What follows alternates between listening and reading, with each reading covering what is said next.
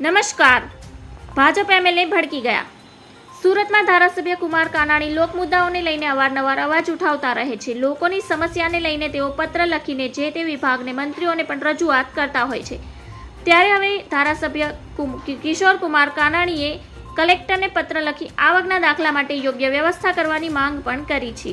કુમાર કાનાણીએ જણાવ્યું કે હાલમાં જ ધોરણ 10 અને 12નું પરિણામ આવેલ હોય વિદ્યાર્થીઓને આગળના અભ્યાસ માટે એડમિશન મેળવવા ફોર્મ ભરવાની પ્રક્રિયા નિયમસર મર્યાદા કરવાની હોય છે, જેમાં માટે વિદ્યાર્થીઓને જાતિનું પ્રમાણપત્ર તેમજ આવક દાખલાની જરૂરિયાતો પણ ઊભી થતી હોય છે.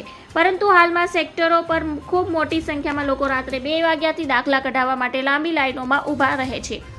તેમણે આક્ષેપ કરતા જણાવ્યું છે કે લાઈનમાં ઊભા રહેતા લોકો સીમિત સંખ્યામાં ટોકન આપવામાં આવે છે. બાકીના લોકોને કાયમી આ રીતે હેરાન થાય છે, પરંતુ એજન્ટો દ્વારા ઓપરેટરો સાઠગાંઠ કરી પૈસા લઈ 2 જ કલાકમાં દાખલાઓ કાઢી આપવામાં આવે છે.